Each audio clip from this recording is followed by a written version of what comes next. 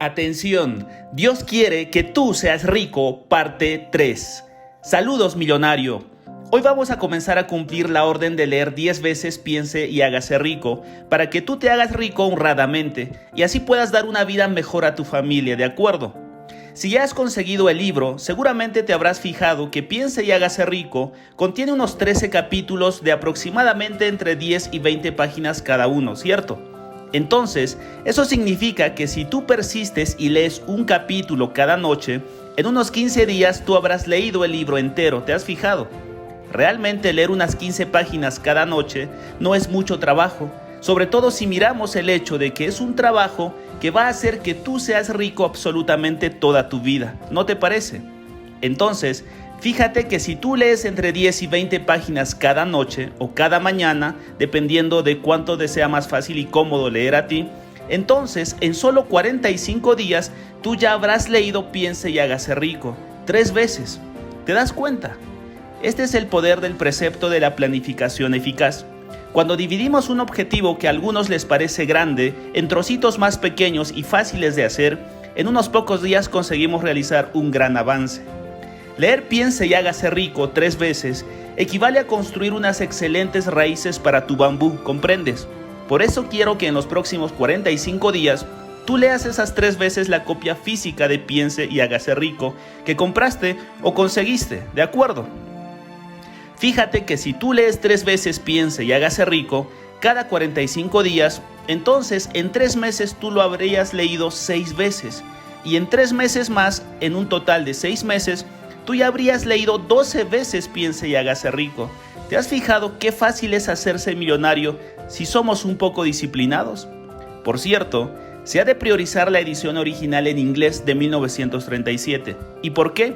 Porque en todas las nuevas ediciones, a partir de la edición de los años 60, el editor cambió las palabras originales de Napoleon Hill para hacerlas parecer más modernas.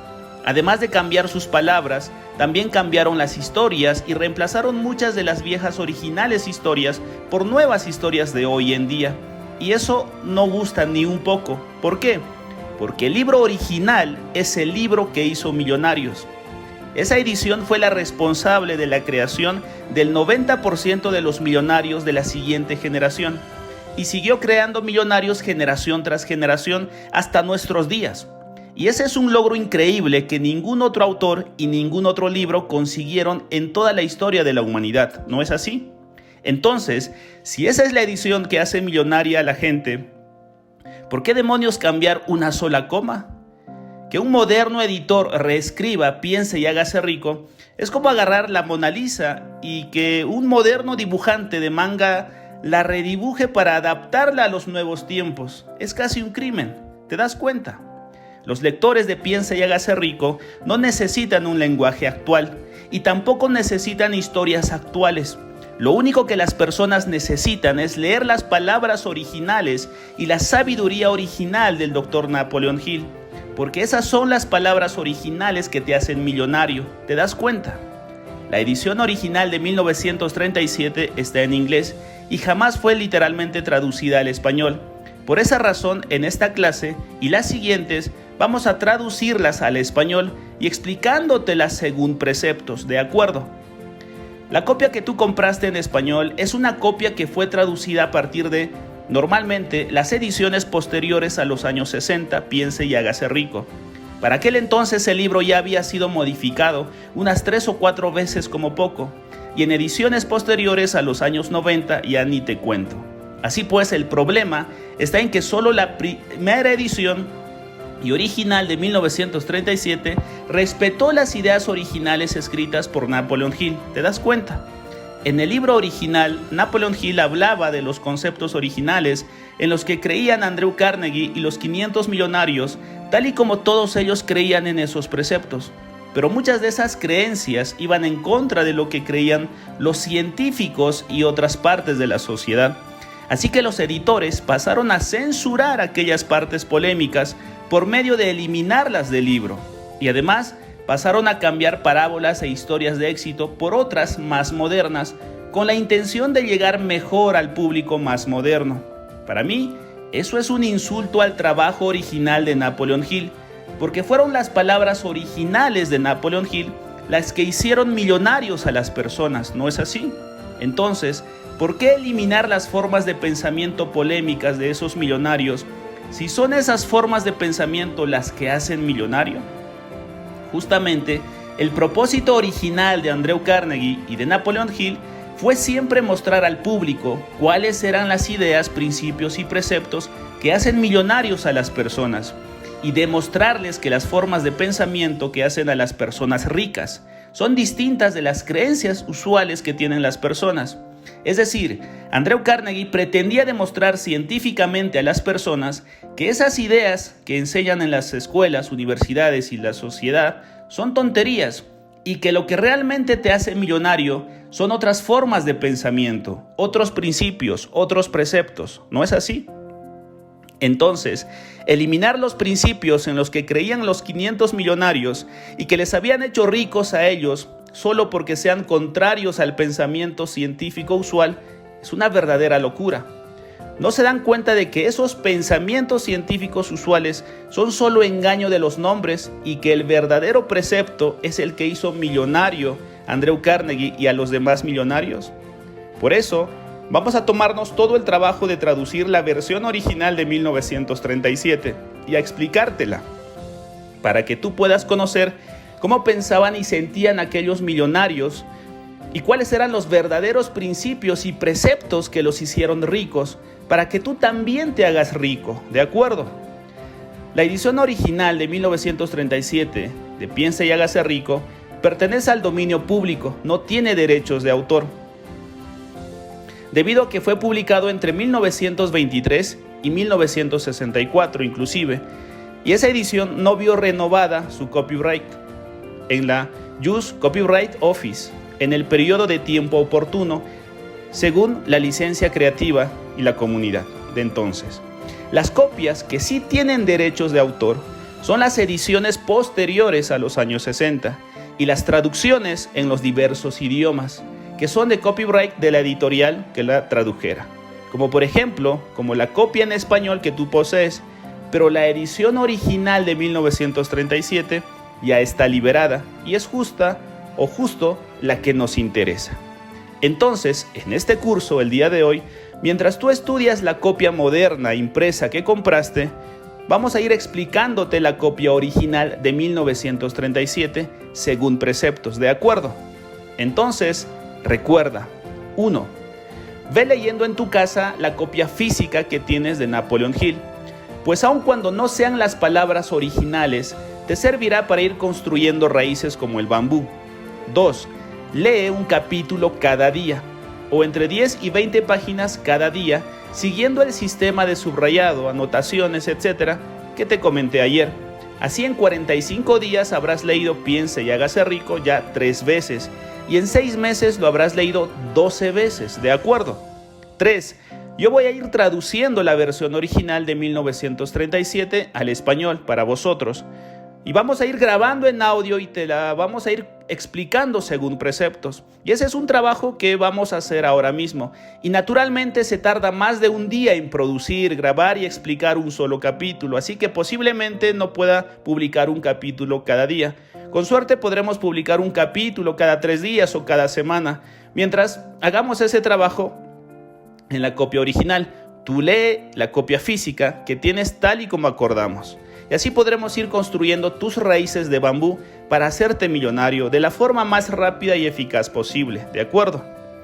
4. Si tú tienes prisa por hacerte rico, entonces no te limites a leer un solo capítulo de Piense y hágase rico al día. Lee un capítulo por la mañana, otro al mediodía y otro por la noche.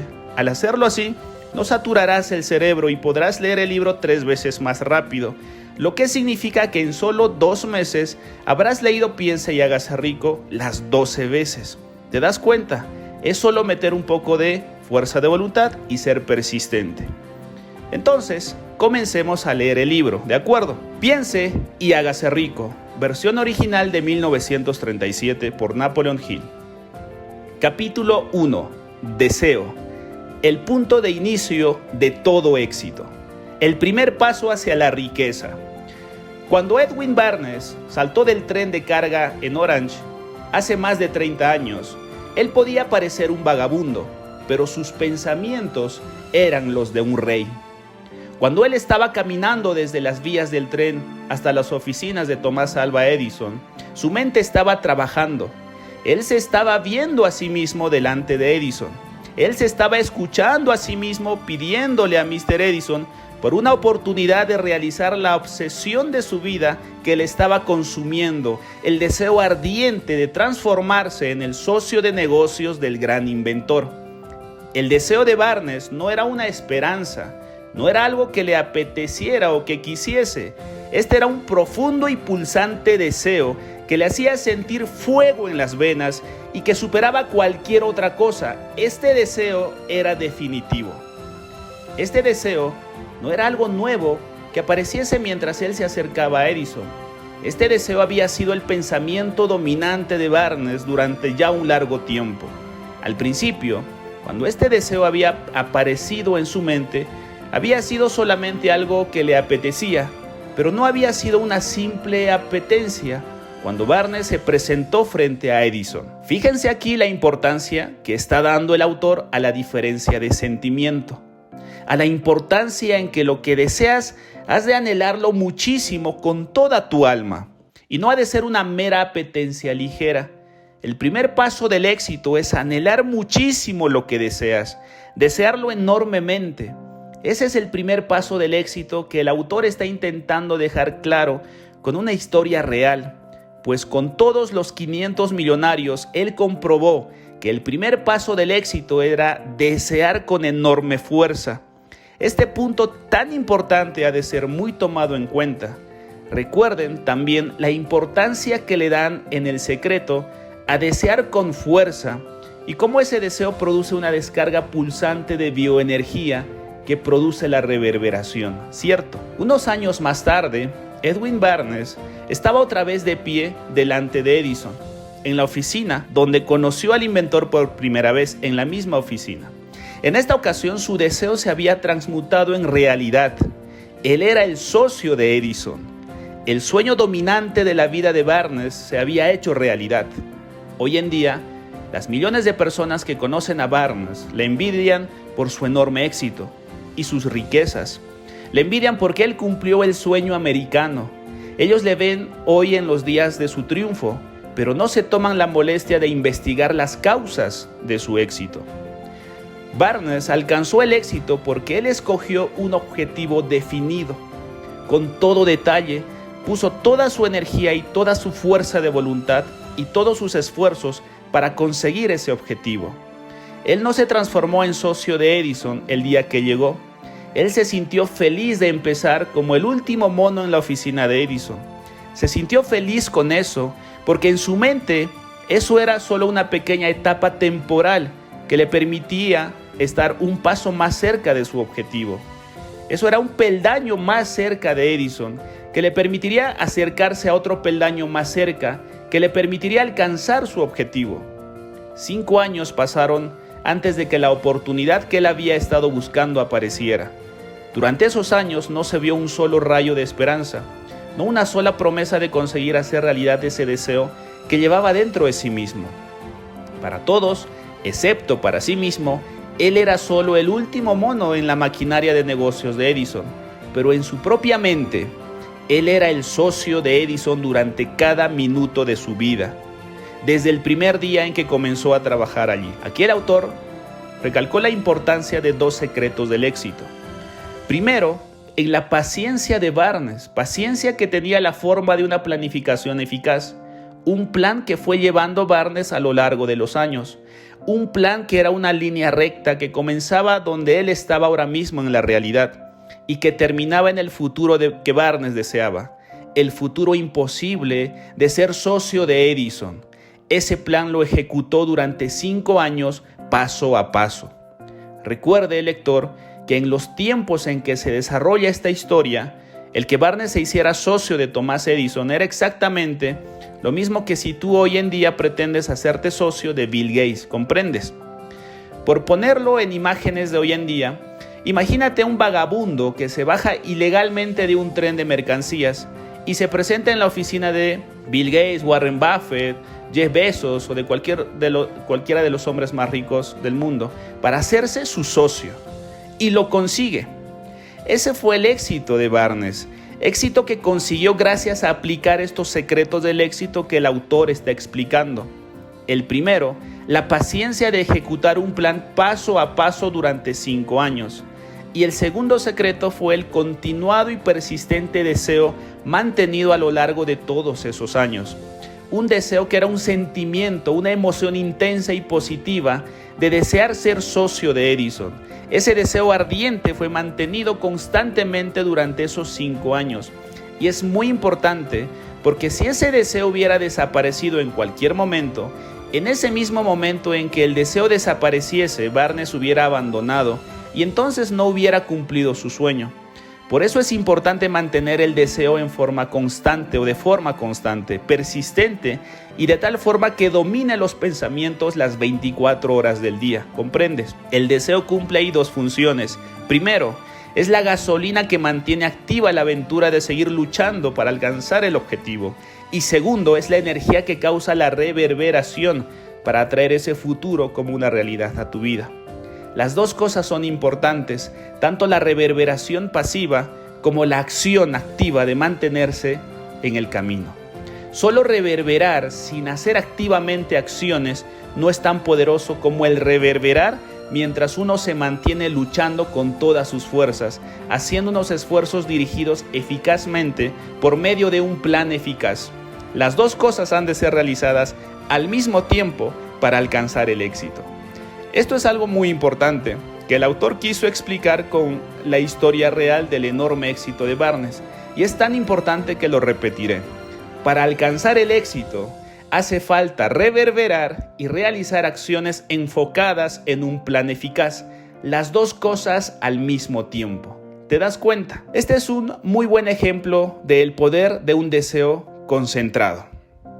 Barnes alcanzó el éxito porque él deseaba ser el socio de Mr. Edison, más de lo que él deseaba ninguna otra cosa más. Él creó un plan con el que poder conseguir ese objetivo y él quemó todos los barcos detrás de sí mismo. Él alimentó su deseo hasta que éste se transformó en la obsesión dominante de su vida y finalmente en una realidad física. Cuando él llegó a Orange, él no se dijo a sí mismo, bueno, voy a intentar convencer a Edison de que me dé cualquier tipo de trabajo. No, él se dijo, ahora voy a ver a Edison y les notificaré que he venido a hacer negocios con él.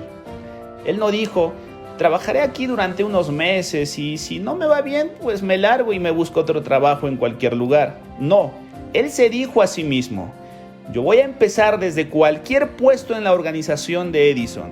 Yo haré absolutamente todo lo que Edison me diga.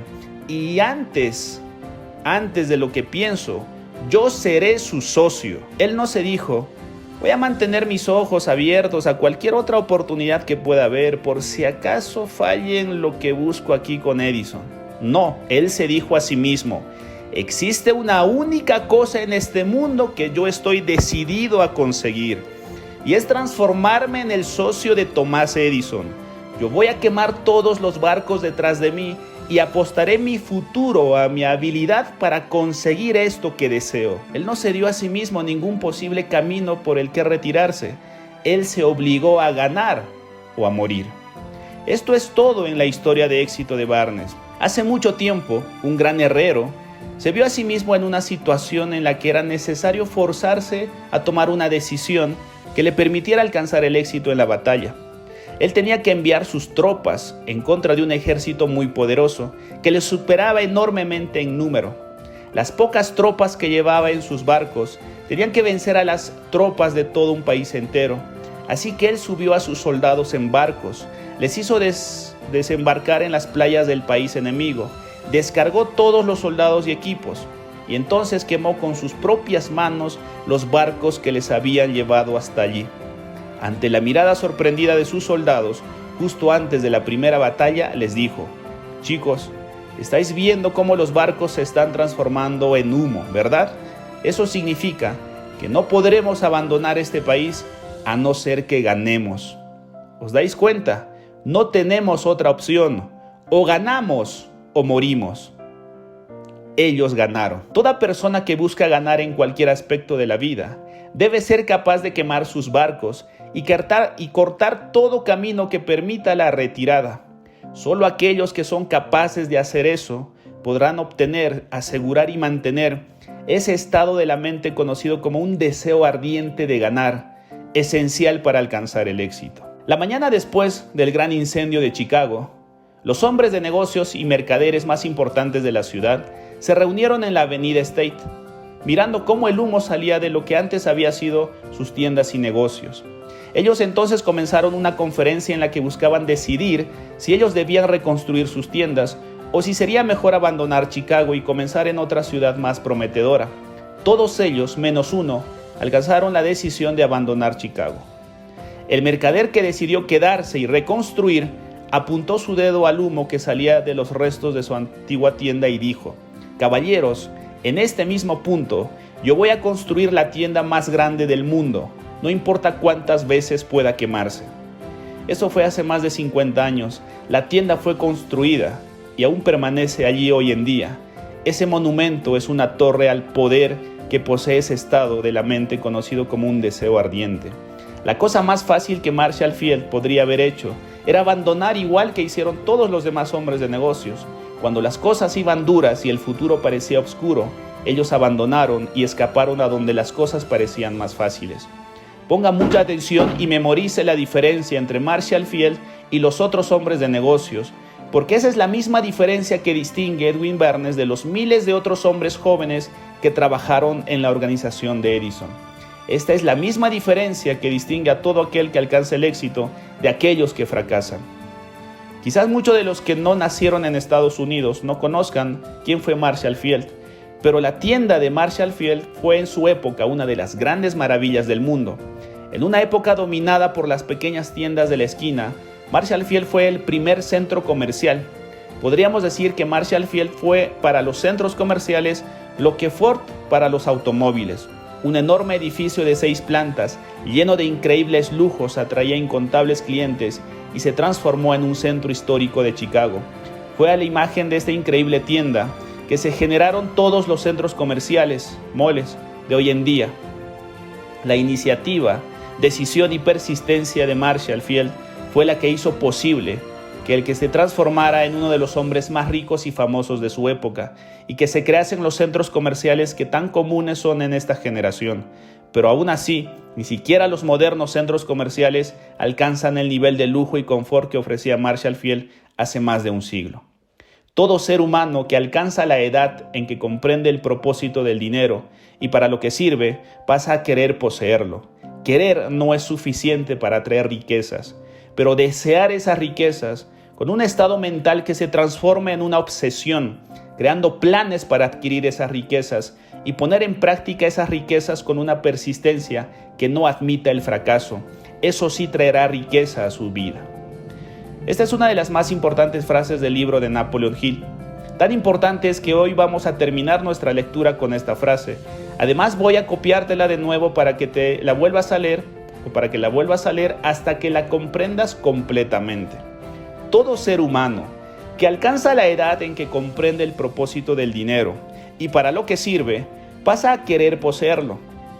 Querer no es suficiente para atraer riquezas, pero desear esas riquezas con un estado mental que se transforma en una obsesión, creando planes para adquirir esas riquezas y poner en práctica esas riquezas con una persistencia que no admita el fracaso. Eso sí traerá riquezas a su vida. ¿Te das cuenta de lo que te ha dicho aquí Napoleon Hill? El Dr. Hill acaba de revelarte el primer gran secreto de la riqueza. Un secreto que revela en esta única frase Napoleon Hill con más precisión y claridad que en toda una hora de película en El Secreto. En esta frase el Dr. Hill te ha resaltado la suprema importancia de la intensidad del sentimiento del deseo que tengas hacia el dinero. ¿Te das cuenta? Te han dicho con toda claridad que si tú solamente quieres más dinero, con un débil sentimiento, nada cambia en tu vida. Pero que la cosa será muy distinta si tú pasas a desear ardientemente ese dinero con un enorme sentimiento. ¿Te das cuenta? ¿Comprendes esto que te está enseñando Napoleon Hill en el nombre de Dios? El Dr. Hill insiste tanto en esto, porque todo el mundo quiere tener más dinero, pero lo quieren con un sentimiento pequeño, solo es algo que les apetece.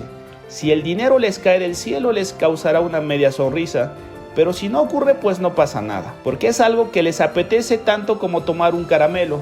No hay un verdadero deseo ardiente, y ese es el problema, ¿comprendes? Imagínense una hermosa mujer. Entonces un hombre se acerca a esa mujer y le dice: me apetece poseerte, no lo quiero mucho, pues realmente no te amo con todo mi corazón, pero creo que poseer tu cuerpo podría entretenerme de forma parecida a ver algo de basura en la TV. ¿Lo hacemos? Dime, ¿cómo crees tú que reaccionará esa mujer? Le dará un bofetón al tipo y ella se largará sintiéndose insultada, ¿cierto? Ahora, si otro hombre se le acerca y le declara su amor eterno, y le dice que ella es la mujer más hermosa a sus ojos, que su corazón es solo de ella y que la ama por encima de ninguna otra cosa en este mundo, esa mujer reaccionará de otra forma hacia este hombre, y quizás hasta llegue a casarse con ese hombre, ¿no es así? Las riquezas no son más que una hermosa mujer, y como toda hermosa mujer, necesita sentirse deseada y amada, ¿comprendes? Cuando las SSM, Sociedades Secretas, falsificaron la Biblia para poner en la boca de Cristo que el amor a la riqueza son la raíz de todos los males, lo hicieron intencionadamente porque sabían que el deseo ardiente por las riquezas son el primer paso del éxito y el primero de los preceptos de Salomón. Fue por eso que los poderosos falsificaron la Biblia para asegurarse de que las gentes no sintieran un sentimiento grande por las riquezas y no las amaran ni las desearan, ¿comprendes? Porque ellos sabían que para mantener a una persona en la pobreza, solamente necesitas hacer que esa persona sienta un sentimiento pequeño hacia las riquezas, pues el contraprecepto de sentir solo un pequeño sentimiento hacia las riquezas es lo que produce la pobreza. Y es gracias a eso que los poderosos consiguieron hacer que las masas se hicieran pobres, fácilmente manipulables, y con los que lograron que hoy en día existiesen o existan todas esas muertes, suicidios y sufrimientos que se ven en el mundo actual. ¿Te das cuenta? ¿Verdad que fue una maniobra sencilla? Naturalmente, hay que amar a Dios muchísimo más que a las riquezas. A Dios hay que amarlo por encima de todas las cosas, como dice el precepto, pues es Dios Padre quien da el regalo de las riquezas, y es lógico amar más a quien te da el regalo que al regalo mismo, ¿no es así? Sin embargo, despreciar el regalo es despreciar a quien te da el regalo, según el precepto de el que me rechaza a mí, rechaza al que me envió. Y por eso, no desear las riquezas causa que quien te va a dar ese regalo diga: bueno, realmente no desea tanto este regalo de oro y diamantes, mejor le doy otro regalo que él desee más, como una bonita puesta de sol. ¿Te das cuenta? Cuando un padre busca que regalar a su hijo por Navidad, intenta buscar el regalo que más ilusión le haga. Ese buen padre intenta dar a su hijo amado el regalo que más felicidad le traiga y que más desee ese hijo, ¿no es así? Si tú deseas riquezas por encima de ninguna otra cosa material en el mundo, las probabilidades de que Dios te regale esas riquezas aumentan. Pero si tú no las deseas tanto, entonces Dios mirará de regalarte otra cosa, ¿comprendes? Por eso decía Andrew Carnegie: cualquier cosa que merezca la pena tener, merece la pena que se rece por ella, ¿entiendes? Desde hace más de 1000 años y gracias a las SSM, Sociedades Secretas, y a la Santa Inquisición, existe mucha gente que tiene círculos o cierto compromiso al contraprecepto de no amar a las riquezas. Por eso Napoleon Hill intentaba explicar y mostrar que el desear ardientemente las riquezas es el primer paso para obtenerlas. Andrew Carnegie sabía que amar y desear ardientemente las riquezas y rezar por ellas era el primer secreto para conseguirlas, y por eso envió a Napoleon Hill a demostrarlo en un estudio científico de 25 años, en el que comprobó con todos los 500 hombres más ricos del mundo que todos y cada uno de ellos deseaban las riquezas enormemente y que las amaban, que estaban obsesionados por las riquezas y que rezaban cada día por ellas. Napoleon Hill también comprobó con 5,000 fracasados que todos ellos querían más dinero, pero no lo deseaban ardientemente y obsesivamente. ¿Te has fijado? Es más, esos 5,000 pobres sentían que amar las riquezas era algo malo, y justamente por ese contraprecepto y por esa falta de sentimiento que ellos vivían en la pobreza. ¿Te das cuenta? En esta sociedad, en los colegios, en las universidades, en la televisión, en el cine, se enseña que las personas que aman la riqueza y que la desean son malos. Se enseña que son personas ambiciosas y sin escrúpulos, y se enseña que las personas buenas no desean la riqueza, y por culpa de ese contraprecepto muere un niño de hambre a cada minuto y se suicida una persona a cada segundo. Ese contraprecepto, ese demonio, intenta convencer a las personas de que quien ama y desea las riquezas es alguien malo. Pero dime, ¿cuánta bondad hay en dejar morir a un niño de hambre a cada minuto? ¿Y cuánta bondad hay en causar el suicidio de una persona a cada segundo? Ninguna, ¿verdad? Ese es el engaño de ese demonio. Naturalmente, hay que amar las riquezas y desearlas ardientemente.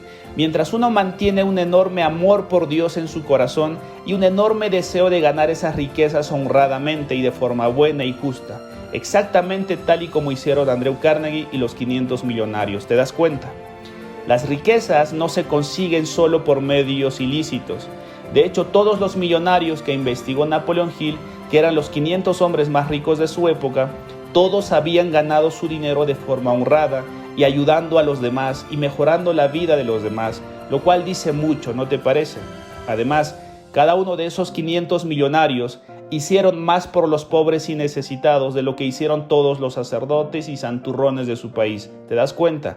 El verdadero bien a los necesitados lo hacen los millonarios de buen corazón, porque son ellos los que tienen medios para hacerlo. ¿Te has fijado? Entonces, esta es la verdadera realidad. Los preceptos son las leyes y las normas con las que fue construida la realidad por Dios Padre.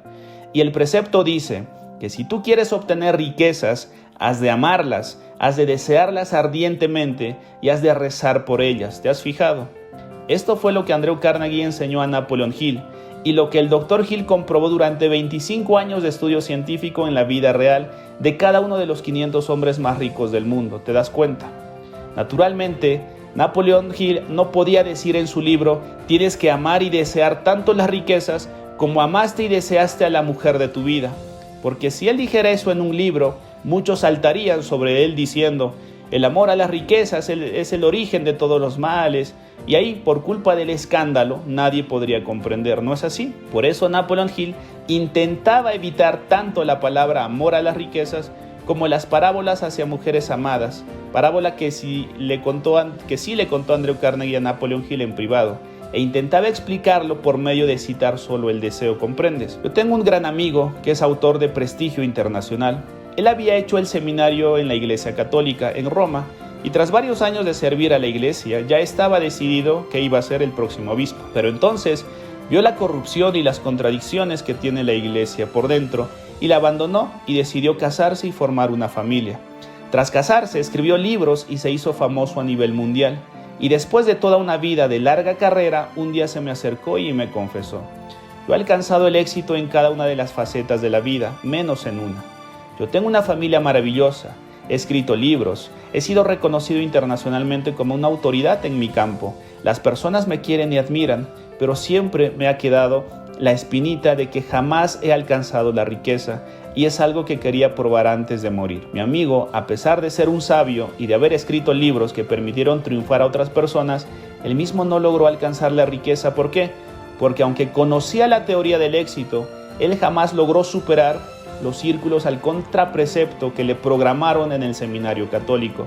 Así que jamás logró sentir un enorme deseo ardiente y un enorme amor por las riquezas materiales.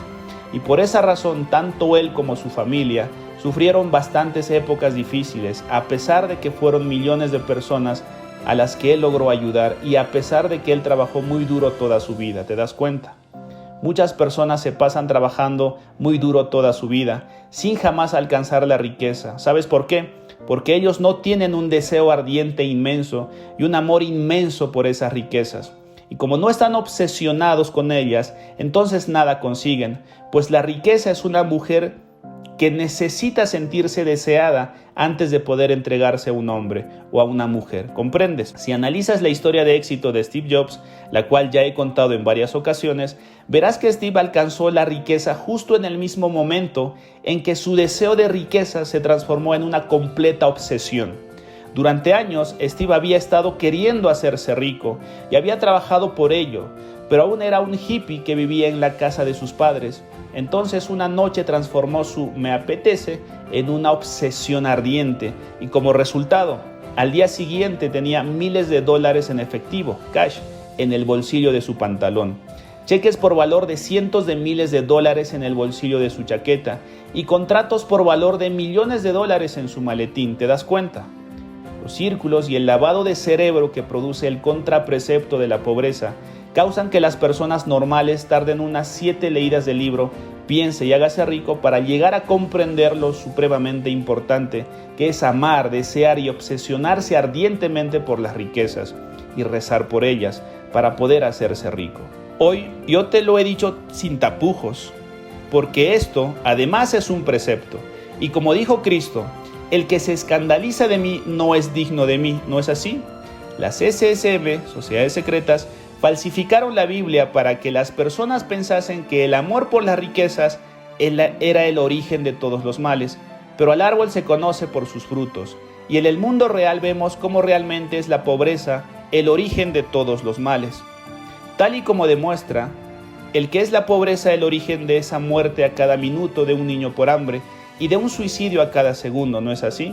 El contraprecepto consiste en hacer sentir que amar a las riquezas es algo malo, y muchas personas que han leído estas líneas podrán mirar en su interior y en su pasado y comprobar que fueron culpables de pensar y sentir que amar a las riquezas era algo malo, es decir, que fueron culpables del pecado de creer en ese contraprecepto, ¿no es así? A quien cometió ese error en su pasado, me veo en la obligación de recordarles el precepto de resarcir, que como sabéis consiste en que cuando hacéis algo malo, un pecado, tienes que compensar el mal producido por medio de realizar entre 7 y 10 veces el bien contrario a ese mal. Eso significa dos cosas. Uno, que como el precepto que te trae las riquezas es un precepto, por tanto es tu deber al pasar a amar y desear ardientemente las riquezas, tal y como explica Napoleon Hill, ¿no es así?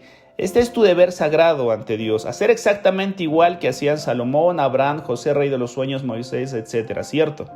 2. Que si tú tuviste en el pasado círculos al contraprecepto, entonces tu deber de amar y desear las riquezas ya alcanza el nivel de penitencia. Pues la única forma de lavar ese pecado cometido al insultar a un precepto y llamarlo de malo es siendo ahora 10 veces más fiel a ese precepto y pasar a amar y desear las riquezas muchísimo más, ¿no es así? Hacer eso te hará rico, que es exactamente lo que Dios desea, porque Dios quiere que tú seas rico, ¿comprendes? Bien, este es el primer secreto de los preceptos de Salomón, el primer precepto que te permite seducir a la riqueza para tenerla como esposa toda tu vida y disfrutar de inmensas riquezas. Ese primer secreto es amar y desear ardientemente a las riquezas, tanto como desearías y amarías a la más hermosa, atractiva y sensual mujer de tu vida. ¿Entiendes? Dice el precepto que cuando encuentras un contraprecepto tú tienes que hacer lo contrario, porque lo contrario de un contraprecepto es un precepto, ¿entiendes?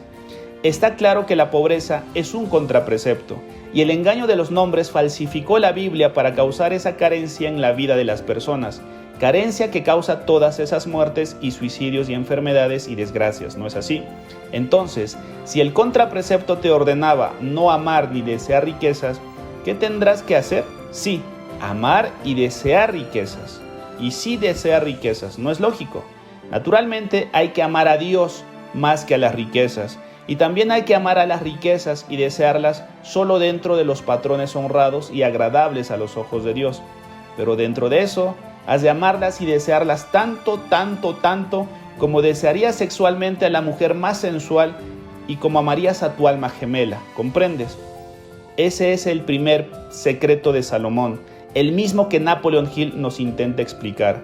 Naturalmente, el Dr. Hill tiene que censurar ciertas cosas cuando habla, pues escribió este libro hace más de un siglo y en aquella época había de evitar estas cosas directamente o su libro sería muy criticado y rechazado, pero su mensaje está bien claro, ¿no es así? Entonces, si la riqueza es una mujer, no te acerques a ella diciéndole, mi aprecio por ti aumenta cada día, sino que acércate hablándole de lo inmenso que es tu amor y tu deseo por ella, ¿comprendes? Ese es el primer secreto de Salomón para la seducción de las riquezas. ¿Te das cuenta? Si has comprendido el nivel en que tienes que amar y desear las riquezas, entonces has comprendido lo que la mayoría de las personas tarda 7 lecturas en comprender. Ahora solo te falta conocer el método de cómo desarrollar ese amor y ese deseo ardiente, que es lo que veremos en la próxima clase. Un fuerte abrazo y muchas bendiciones. Continúa tus estudios en el siguiente video, en la siguiente entrega. Dios quiere que tú seas rico, parte 4, si ya está disponible. Saludos y bendiciones.